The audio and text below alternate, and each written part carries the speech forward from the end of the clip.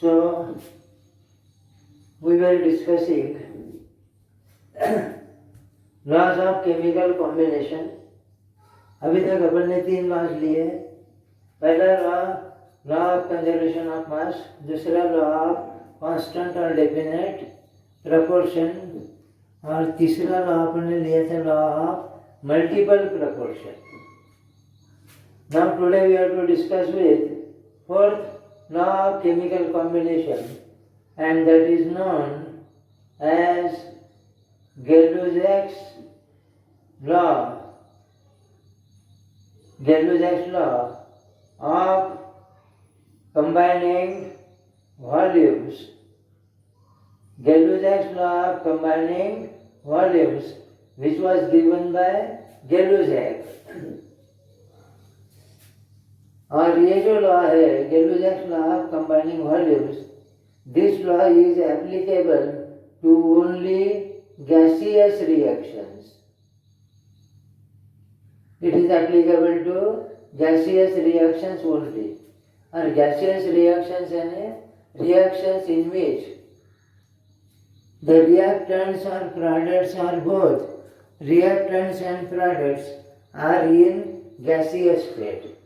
जिस रिएक्शन में के रिएक्टेंट्स या प्रोडक्ट्स या दोनों गैसियस स्टेट में, that type of reaction is called gaseous reaction.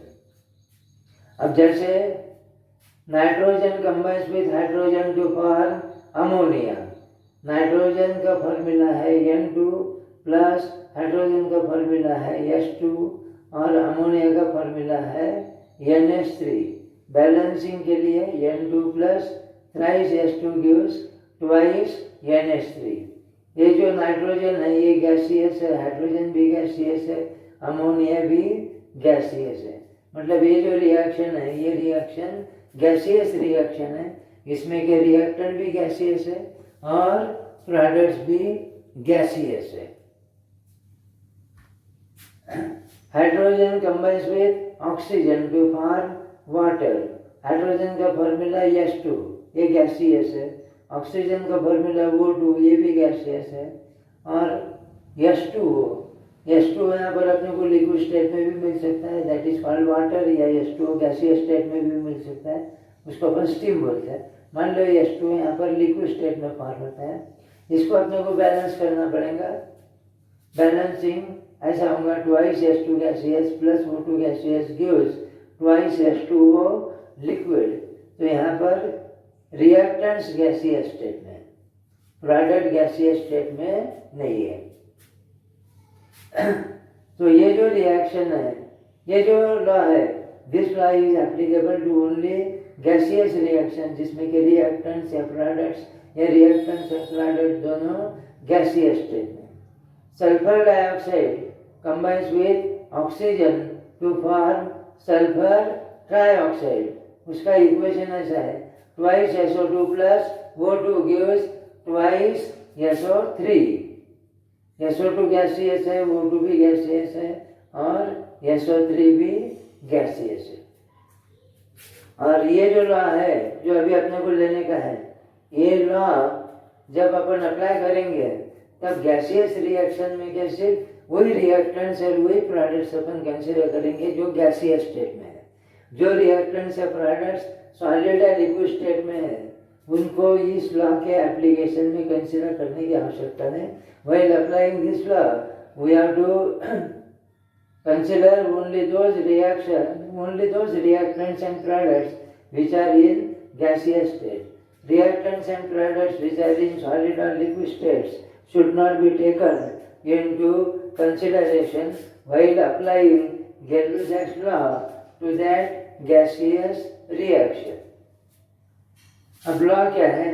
Law का एक्सप्लेनेशन. इस लॉ का स्टेटमेंट, ये इंपॉर्टेंट लॉ है, आगे भी 12th में भी काम पढ़ने वाले हैं इसका. Gay-Lussac law of combining volumes का statement. When gaseous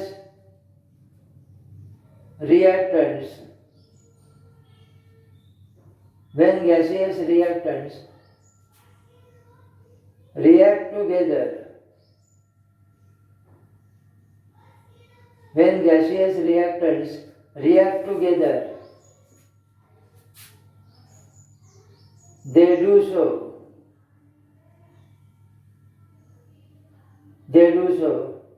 in volumes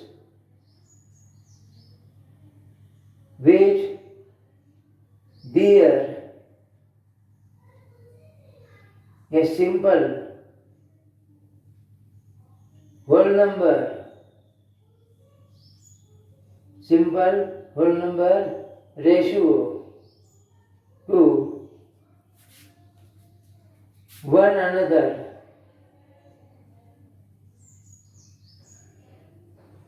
and to the volumes of products bracket में if gaseous.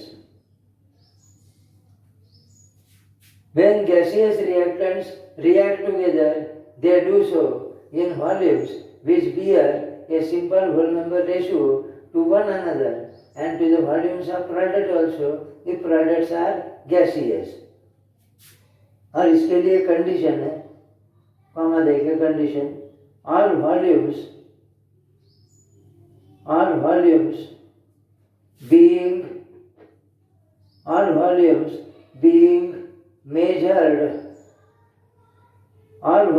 being measured under identical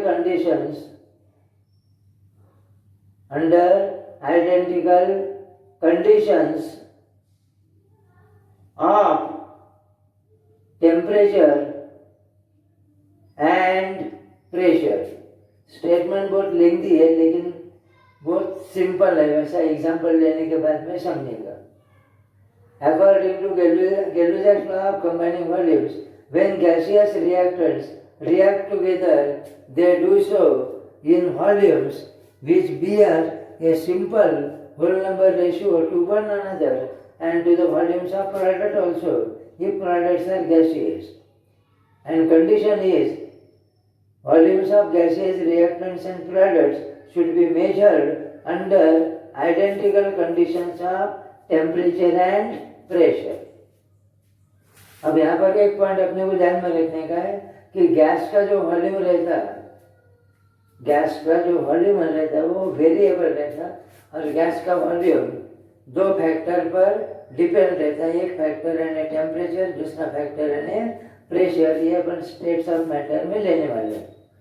volume of the gas denoted by letter V depends on two factor, that is pressure and temperature. इन दोनों का effect अपने को आगे लेने का है. अगर प्रेशर ज़्यादा है तो वॉल्यूम कम रहेगा, प्रेशर कम है तो वॉल्यूम ज़्यादा रहेगा.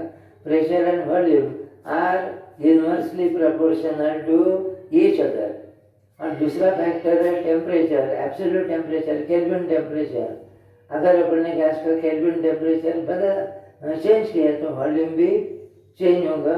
अगर अपन ने गैस का केल्विन टेम्परेचर इंक्रीज किया तो वॉल्यूम इंक्रीज होगा, टेम्परेचर डिक्रीज किया तो वॉल्यूम भी डिक्रीज होगा. यानी volume is inversely proportional to pressure and volume of the gas is directly proportional to Kelvin temperature of the gas. और गैस का वॉल्यूम ये गैस के टेम्परेचर और प्रेशर पर डिपेंड होने की वजह से जब अपन Gay Lussac law of combining volume gaseous reaction को अप्लाई करेंगे, उस रिएक्शन में के सिर्फ वही रिएक्टेंट्स और वही प्रोडक्ट्स अपने को कंसिडर करने के हैं जो गैसियस स्टेट में है. और गैसियस रिएक्टेंट्स के कंबाइन होने वाले वॉल्यूम्स और गैसियस प्रोडक्ट्स के फॉर्म होने वाले वॉल्यूम्स, इन सबके वॉल्यूम्स जब अपन लेबोरेटरी में मेजर करेंगे तब इन सब गैसेस के वॉल्यूम मेजर करते वक्त सबका प्रेशर सेम रहना चाहिए, सबका टेम्परेचर सेम रहना चाहिए. All the volumes of the gaseous reactants and products are to be measured under identical conditions of temperature and pressure because volume of the gas depends upon temperature and pressure.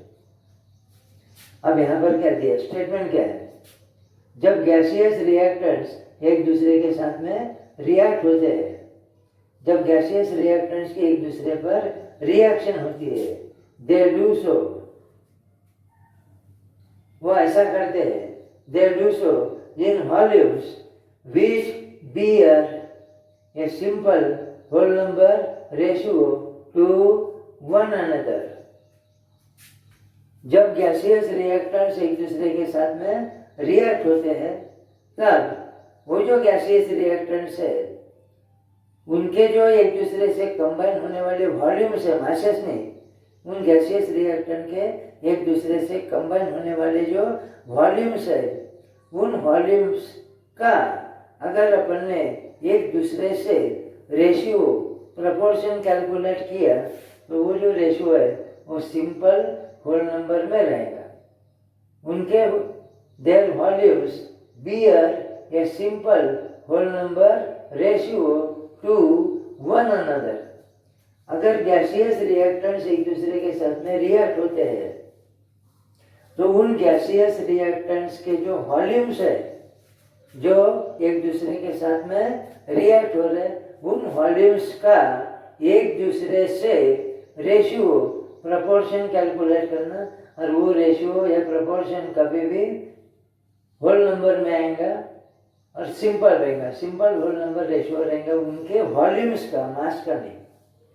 और simple whole number ratio है नहीं 1:1, 1:2, 2:3, ऐसा कुछ तो भी ratio आएगा. Gaseous reactants के जो वॉल्यूम्स एक दूसरे से कंबाइन होते हैं, उन वॉल्यूम्स का रेशियो एक दूसरे से अगर अपन ने कैलकुलेट किया तो सिंपल होल नंबर में आएगा.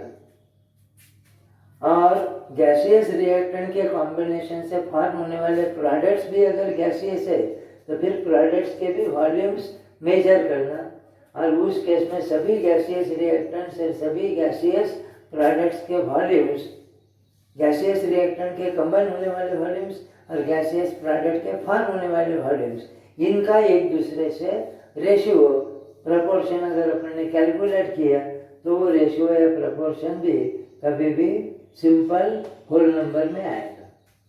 शॉर्ट में गैसियस रिएक्टेंट्स और गैसियस प्रोडक्ट्स के वॉल्यूम्स का, गैसियस रिएक्टेंट्स और गैसियस प्रोडक्ट्स के वॉल्यूम्स का एक दूसरे से रेशियो कैलकुलेट करना, और वो रेशियो कभी भी सिंपल होल नंबर में आना चाहिए, सिंपल होल नंबर में आएगा. और सिंपल होल नंबर में अगर आता है तो समझ लेना कि ये जो लॉ है ये लॉ वैलिड है, करेक्ट है. अब एग्जाम्पल लेने के बाद में ये लॉ समझेंगे. ध्यान में रखना कि ये लॉ सिर्फ अपने को गैसियस रिएक्शन को अप्लाई करने का है. गैसियस रिएक्शन में कि भी सिर्फ वही रिएक्टेंट्स और वही प्रोडक्ट्स अपने को इस लॉ के लिए कंसीडर करने के हैं जो गैसियस स्टेट में है, और कुछ रिएक्टेंट या प्रोडक्ट सॉलिड या लिक्विड स्टेट में है तो उनका विचार भी नहीं करना, उनके वॉल्यूम्स अपन में कंसीडर भी नहीं करेंगे. सिर्फ गैसियस रिएक्टेंट्स और गैसियस प्रोडक्ट्स के वॉल्यूम्स मेजर करना. गैसियस रिएक्टेंट्स एक दूसरे से कंबाइन होंगे और गैसियस प्रोडक्ट्स फॉर्म होंगे. गैसियस रिएक्टेंट्स के कंबाइन होने वाले वॉल्यूम्स और गैसियस प्रोडक्ट्स के फॉर्म होने वाले वॉल्यूम्स, इनका एक दूसरे से रेशियो प्रपोर्शन कैलकुलेट करना, और वो जो रेशियो या प्रपोर्शन है वो कभी भी सिंपल होल नंबर में आना चाहिए या आएगा. और सिंपल होल नंबर में अगर आता है तो वहाँ पर Gay Lussac's law of combining volumes verify होगा, प्रूव होगा, इलुस्ट्रेट होगा. अब एग्जाम्पल लेने के बाद में ये समझेंगे. गैसियस रिएक्शंस के कुछ एग्जाम्पल्स अपन लेंगे. पहला example, nitrogen combines with hydrogen to form ammonia gas, और इसका बैलेंस केमिकल इक्वेशन अभी अपन ने लिया था. नाइट्रोजन का फॉर्मूला N2, इसकी फिजिकल स्टेट गैसियस, उसके आगे स्मॉल ब्रैकेट में स्मॉल g लिखना for gaseous, plus thrice S2, ये भी गैसियस है, गिव्स ट्वाइस NH3 गैसियस. ये गैसियस रिएक्शन है, nitrogen combines with hydrogen to form ammonia. अब ये जो गैसियस रिएक्शन है इसको अपन Gay Lussac's law of combining volumes apply कर सकते हैं। अब ये जो गैसियस रिएक्टेंट है नाइट्रोजन, इसका स्टीचोमेट्रिक कोएफिशिएंट, ये बैलेंस केमिकल इक्वेशन को स्टीचोमेट्रिक इक्वेशन भी बोलते हैं, और इनके जो कोएफिशिएंट्स है उनको स्टीचोमेट्रिक कोएफिशिएंट बोलते हैं। यहाँ पर नाइट्रोजन का स्टीचोमेट्रिक कोएफिशिएंट 1 है, हाइड्रोजन का स्टीचोमेट्रिक कोएफिशिएंट 3 है, और अमोनिया का स्टीचोमेट्रिक कोएफिशिएंट 2 है। और गैसियस रिएक्शन में गैसियस रिएक्टेंट्स और गैसियस प्रोडक्ट्स के जो स्टीचोमेट्रिक कोएफिशिएंट्स रहते हैं वो स्टीचोमेट्रिक कोएफिशिएंट्स उनके वॉल्यूम्स रिप्रेजेंट करते हैं, ये ध्यान में रखना। अब इसका स्टीचोमेट्रिक कोएफिशिएंट 1 है, इसका 3 है, इसका 2 है। इसका मतलब ये हुआ कि 1 volume of nitrogen will combine with 3 volumes of hydrogen to form 2 volumes of ammonia. 1 volume of nitrogen will combine with 3 volumes of hydrogen, and there will not be formation of 4 volumes of ammonia, there will be formation of 2 volumes of ammonia. इसका volume 1, इसका volume 3 combine होने वाले volumes, और इसका form होने वाला volume 2, तो इनके वॉल्यूम का रेशियो आएगा 1:3:2। और ये जो रेशियो है ये ratio simple whole number ratio है, मतलब यहाँ पर Gay Lussac's law of combining volumes prove हो रहा है या इलुस्ट्रेट हो रहा है। अब यहाँ पर 1 वॉल्यूम मैंने कितना, 3 वॉल्यूम मैंने कितना, 2 वॉल्यूम मैंने कितना। अब 1 वॉल्यूम मैंने कितना वो अपने पर डिपेंड है, अपन 1 वॉल्यूम मैंने कितना भी ले सकते हैं, 1 वॉल्यूम मैंने कितना भी ले सकते हैं। अब जैसे मान लो इंडिया का मैप दिया है, अभी इंडिया तो बहुत बड़ी कंट्री है, लेकिन इंडिया का जो मैप रहता है वो बहुत ही छोटा रहता है, और ये जो इंडिया का मैप रहता है उस पर अलग अलग सिटीज वगैरह दी रहती, और उन सिटीज में का डिस्टेंस अपन मेजर कर सकते हैं। और वो जो कोई भी मैप अगर अपन ने लिया तो उसमें एक स्केल नीचे दी हुई रहती, देखना आपने केयरफुली, उस मैप में एक स्केल दी हुई रहती। अब जैसे मान लो इंडिया का मैप है, उसमें स्केल ऐसी दी है, ये मान लो स्केल दी है, उसमें 1 सेंटीमीटर इक्वल टू 100 किलोमीटर। यानी ये जो इंडिया का मैप है, इस मैप में अगर दो सिटीज में का डिस्टेंस पॉइंट दिए रहते सिटीज के, ये एक मान लो सिटी है, ये दूसरी सिटी है, इन 2 सिटीज में का जो डिस्टेंस है वो स्केल से मेजर करना सेंटीमीटर में, और वो डिस्टेंस इन 2 सिटीज में का डिस्टेंस अगर 1 सेंटीमीटर आता है तो समझ लेना कि वो डिस्टेंस एक्चुअली कितना है, 100 किलोमीटर है। 2 सिटीज में का डिस्टेंस मान लो 2 सेंटीमीटर आता है तो 1 सेंटीमीटर यानी 100 किलोमीटर, तो 2 सेंटीमीटर यानी 200 किलोमीटर। अब जैसे अकोला और बॉम्बे ये सिटीज मैप पर दी है, मान लो बॉम्बे, और इन 2 सिटीज में का मैप पर का डिस्टेंस स्केल से मान लो मेजर किया, वो मान लो 6 सेंटीमीटर है, तो 6 सेंटीमीटर यानी एक्चुअल डिस्टेंस होगा 600 किलोमीटर।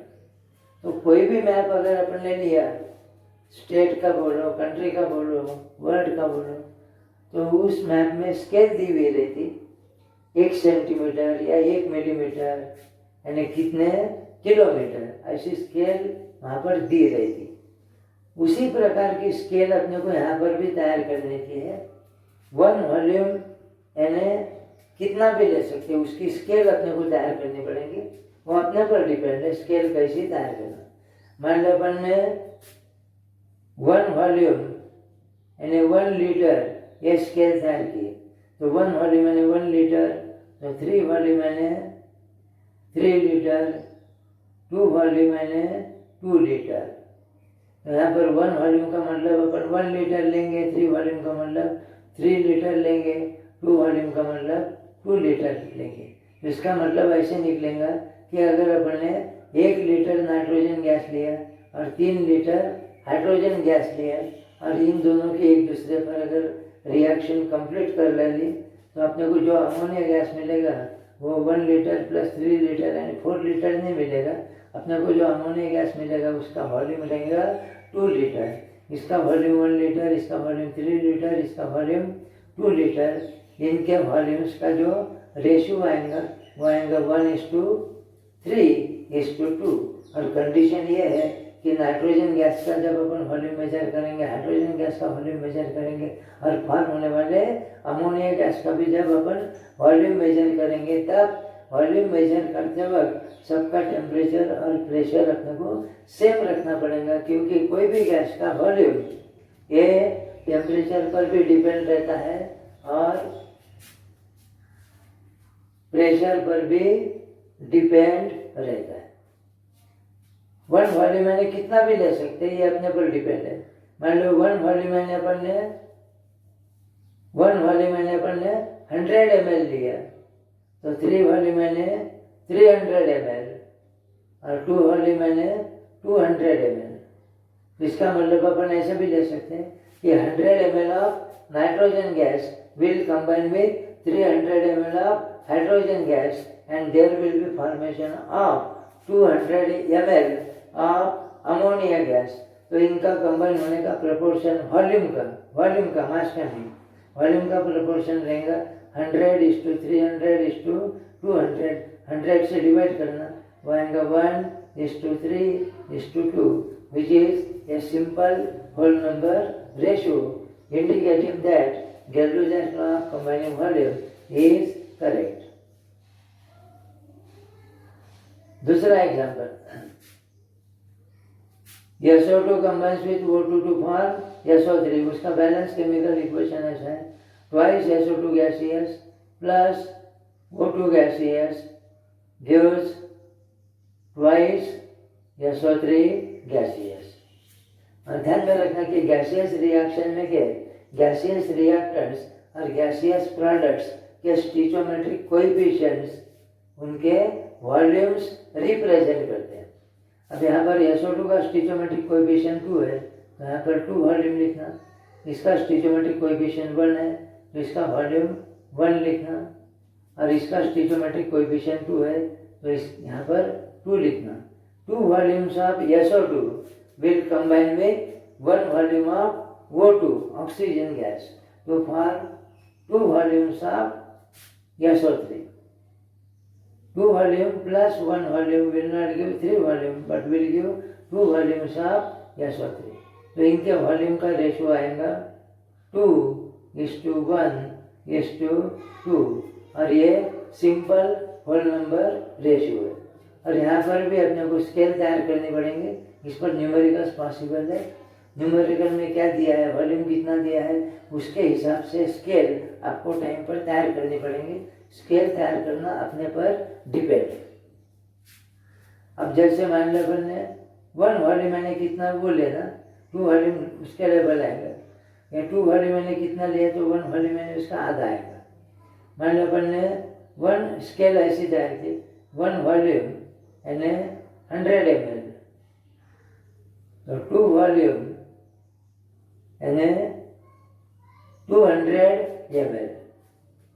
2 वॉल्यूम ऑफ SO2 यानी 200 ml of SO2 will combine with 1 volume of oxygen यानी 100 ml of oxygen, and there will be formation of 200 ml of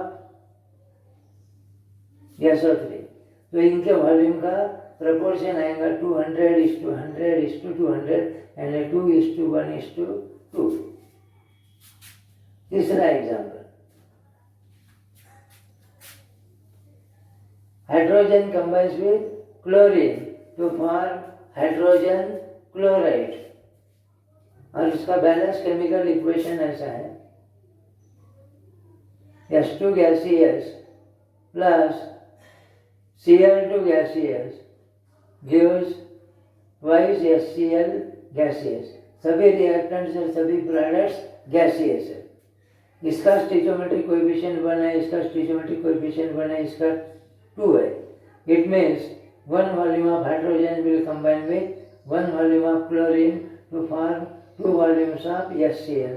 इन तीनों का वॉल्यूम का प्रोपोर्शन आएगा 1:1:2 which is a simple whole number proportion या ratio. यहाँ पर भी स्केल तैयार करने पड़ेंगे अपने को। मान लो अपन ने 1 वॉल्यूम मैंने 50 ml लिया, तो यहाँ पर भी 1 वॉल्यूम मैंने 50 ml और यहाँ पर 2 वॉल्यूम मैंने 100 ml आएगा। तो इनके वॉल्यूम का रेशियो आएगा 50:50:100 यानी 1:1:2। Next example, hydrogen combines with oxygen to form H2O। अब यहाँ पर H2O गैसियस स्टेट में भी फॉर्म हो सकता है या लिक्विड स्टेट में भी फॉर्म हो सकता है। वो रिएक्शन अपन कौन से टेम्परेचर पर कैरी आउट कर रहे हैं उस पर वो डिपेंड करेंगे। अपन दोनों केसेस कंसीडर करेंगे। Hydrogen combines with oxygen to form water and H2O liquid, और hydrogen combines with oxygen to form steam and H2O gaseous. दोनों केसेस बैलेंस केमिकल इक्वेशन ऐसा है, twice H2 gaseous plus O2 gaseous gives twice H2O liquid. H2O liquid है ना water. अब यहाँ पर अपने को गैलोजैक्स लॉ अप्लाई करने का है। अब यहाँ पर ये जो प्रोडक्ट है H2O ये लिक्विड स्टेट में है, तो इसका वॉल्यूम कंसिडर नहीं करना, सिर्फ इन दोनों के वॉल्यूम्स अपने को यहाँ पर कंसिडर करने के हैं for the application of Gay Lussac's law. इसका कोएफिशिएंट 2 है, इसका कोएफिशिएंट 1 है। इसका मतलब 2 volumes of hydrogen will combine with 1 volume of oxygen. तो हाइड्रोजन और ऑक्सीजन ये जो दो गैसेस है, इनका कंबाइन होने का वॉल्यूम का प्रोपोर्शन रहेगा 2:1। The proportion by volume in which hydrogen and oxygen gases react together to form water will be 2:1। 2:1 यानी ऑक्सीजन का जितना वॉल्यूम अपन लेंगे उसके डबल वॉल्यूम अपने को हाइड्रोजन का लेना पड़ेगा। फिर से यहाँ पर स्केल तैयार करने पड़ेंगे। 1 वॉल्यूम मान लो अपन ने 100 ml लिया, तो 2 वॉल्यूम मैंने 200 ml। 200 ml of hydrogen will combine with 100 ml of oxygen। Product यहाँ पर लेंगे नहीं, प्रोडक्ट का वॉल्यूम अपन कैलकुलेट नहीं कर सकते यहाँ पर, क्योंकि प्रोडक्ट गैसियस स्टेट में नहीं है, प्रोडक्ट यहाँ पर लिक्विड स्टेट में है। तो उसका वॉल्यूम कितना रहेगा वो अपन इस पर से कैलकुलेट नहीं कर सकते। यहाँ पर वाटर का वॉल्यूम 200 ml नहीं आएगा, कम आएगा, क्योंकि वाटर लिक्विड स्टेट में है। यहाँ पर वाटर के लिए अपन गैलोजैक्स लॉ यूज नहीं कर सकते, सिर्फ इन दोनों के वॉल्यूम का रेशियो कैलकुलेट करना, वो आएगा 2:1। अब यहाँ पर ये जो प्रोडक्ट है H2O, ये मान लो गैसियस स्टेट में फॉर्म होता है यानी स्टीम फॉर्म होती है, तो इसका इक्वेशन ऐसा आएगा, twice H2 gaseous plus O2 gaseous gives twice H2O gaseous यानी स्टीम। अब यहाँ पर ये दो रिएक्टेंट तो गैसियस है ही, ये प्रोडक्ट भी गैसियस है, तो गैलोजैक्स लॉ अप्लाई करते वक्त प्रोडक्ट का भी वॉल्यूम अपन कंसिडर कर सकते हैं। इसका स्टिचोमेट्रिक कोएफिशिएंट 2 है, इसका 1 है, इसका 2 है, यानी 2 volumes of hydrogen will combine with 1 volume of oxygen to form 2 volumes of water नहीं बोलना, स्टीम बोलना है। 2 volumes of hydrogen combined with 1 volume of oxygen to form 2 volumes of steam। तो इनके वॉल्यूम का रेशियो आएगा 2:1:2, और ये रेशियो भी सिंपल होल नंबर रेशियो है। और यहाँ पर भी स्केल तैयार करनी पड़ेगी। 1 वॉल्यूम मैंने 1 लीटर मान लो अपन ने लिया, तो 2 वाले मैंने 2 लीटर, तो 2 वाले मैंने 2 लीटर। इसका मतलब ये हुआ कि अगर अपन ने 1 लीटर ऑक्सीजन पर 2 लीटर हाइड्रोजन की रिएक्शन की, तो स्टीम 3 लीटर नहीं तैयार होंगे, स्टीम तैयार होंगी 2 लीटर। इन दोनों का जितना टोटल वॉल्यूम है उतना टोटल वॉल्यूम प्रोडक्ट का रहेगा, ऐसा कुछ कंपलसरी नहीं है। हो भी सकता है, नहीं भी हो सकता है। और एक केस अपन लेंगे, nitrogen combines with oxygen to form nitric oxide. उसका इक्वेशन ऐसा है, N2 gaseous plus O2 gaseous gives twice NO gaseous nitric oxide. इसका स्टीरियोमेट्रिक कोएफिशिएंट 1, इसका 1, इसका 2।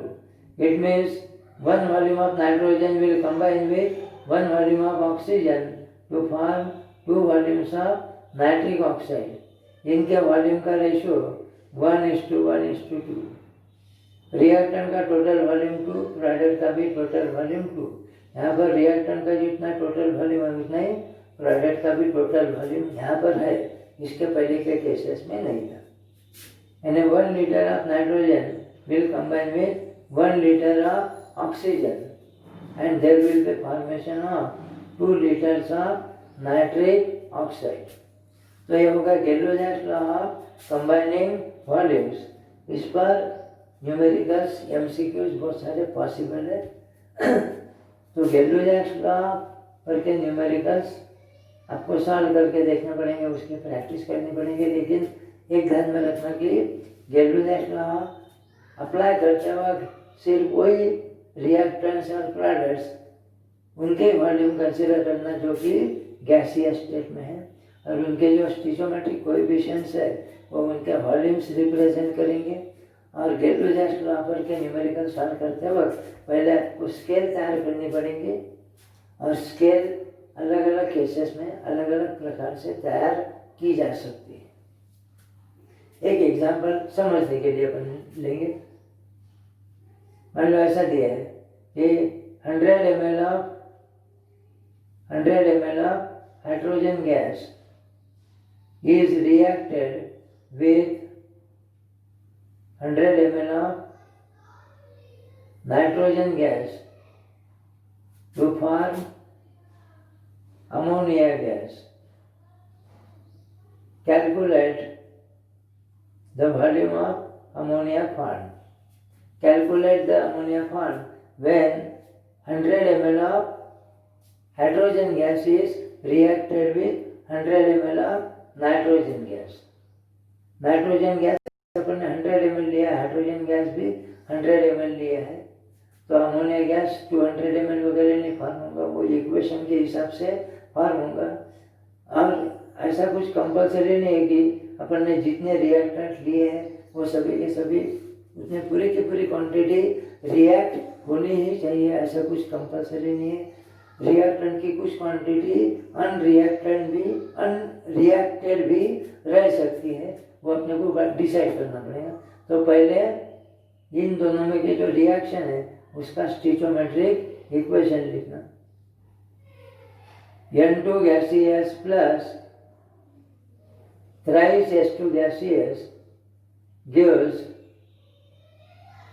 twice NH3 gaseous। यहाँ पर स्टीरियोमेट्रिक कोएफिशिएंट 1 है, यहाँ पर 3 है, यहाँ पर 2 है। So according to Gay-Lussac's law, 1 volume of nitrogen will combine with 3 volumes of hydrogen to form 2 volumes of ammonia। यानी नाइट्रोजन का जो वॉल्यूम रिएक्ट होगा उसके ट्रिपल वॉल्यूम हाइड्रोजन का उसके साथ में रिएक्ट होगा, और नाइट्रोजन का जितना वॉल्यूम है उसके डबल वॉल्यूम अमोनिया गैस का फॉर्म होगा according to this equation and according to Gay Lussac law of combining volume. ये थियोरेटिकल हो गया। अब प्रैक्टिकल, यहाँ पर अपने को नाइट्रोजन गैस दिया है 100 ml और हाइड्रोजन गैस भी 100 ml दिया है। यहाँ पर अपने को पहले स्केल तैयार करने की है। अब ये जो इक्वेशन है इसमें नाइट्रोजन का वॉल्यूम 1 है। अब 1 वॉल्यूम मैंने कितना लेना, ये प्रॉब्लम आ सकता है। अब यहाँ पर नाइट्रोजन गैस 100 ml दिया है। मान लो अपन ने 1 वॉल्यूम मैंने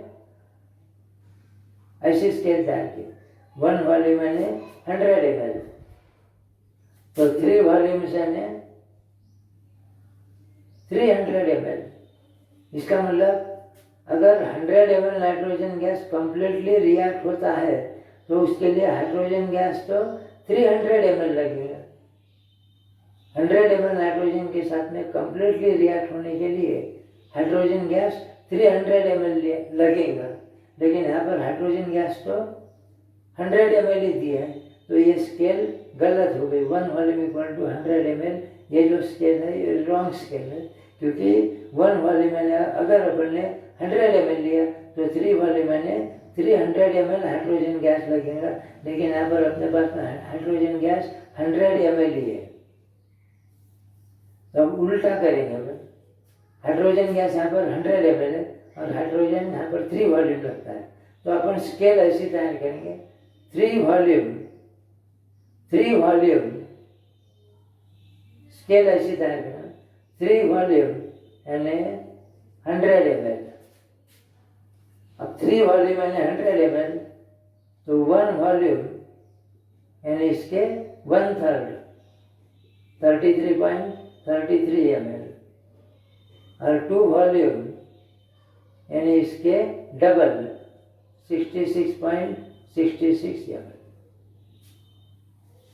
हाइड्रोजन गैस दी है 100 ml, और यहाँ पर अगर अपने स्केल ऐसी तैयार की, 3 वॉल्यूम मैंने 100 ml, तो 1 वॉल्यूम मैंने 33.33 ml, 1 वॉल्यूम मैंने 33.33 ml, यानी 100 ml of hydrogen gas will combine with 33.33 ml of nitrogen gas।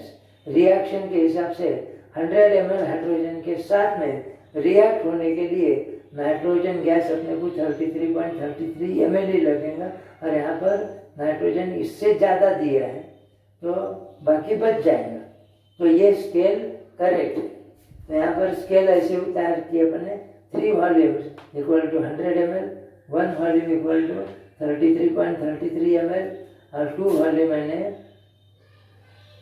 66.66 ml।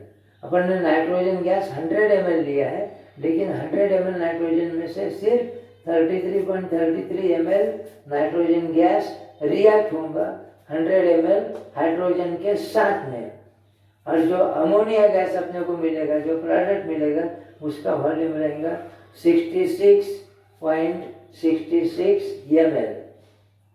तो इस क्वेश्चन का answer, the volume of ammonia gas form, उसका आंसर आएगा 66.66 ml। अब रिएक्शन होने के बाद में क्या होगा, 100 ml हाइड्रोजन गैस यहाँ पर अपन ने लिया था, हाइड्रोजन 100 ml लग गया। नाइट्रोजन गैस अपन ने 100 ml लिया था, लेकिन उसमें का नाइट्रोजन गैस अपने को लगा है 33.33 ml। तो 100 माइनस 33.33 यानी 66.67 ml of nitrogen gas reaction होने के बावजूद भी, कंप्लीट होने के बाद में भी, इतना नाइट्रोजन गैस वहाँ पर अनरिएक्टेड रहेगा। ये रिएक्शन अपने को क्लोज कंटेनर में कैरी आउट करनी पड़ेंगे। क्लोज कंटेनर में अगर अपन ने 100 ml हाइड्रोजन गैस और 100 ml नाइट्रोजन गैस लिया तो अपने को 66 हाइड्रोजन तो पूरा रिएक्ट होगा, नाइट्रोजन इसमें से 33.33 ml रिएक्ट होगा, इतना बचेगा। तो रिएक्शन कंप्लीट होने के बाद में अपने को 66.66 ml अमोनिया गैस मिलेगा, और उसमें 66.66 या 67 ml अनरिएक्टेड नाइट्रोजन गैस भी रहेगा। तो इस पर क्वेश्चन ऐसा भी आ सकता है, what will be the composition of the reaction mixture after the completion of reaction. Reaction complete होने के बाद में जो मिक्सचर मिलेगा उसका कंपोजिशन क्या रहेगा, तो उसका कंपोजिशन रहेगा ammonia 66.66 ml और नाइट्रोजन गैस अनरिएक्टेड 66.67 ml। इस टाइप के numericals Gay Lussac's law of combining volumes पर पॉसिबल है। एमसीक्यूज में भी ये आ सकता है। तो ये होगा Gay Lussac's law of combining volumes. So up till now we have discussed 4 laws of chemical combination, that is law of conservation of mass, law of constant proportion, law of multiple proportion and Gay-Lussac's law of combining volumes। बाकी का अगले video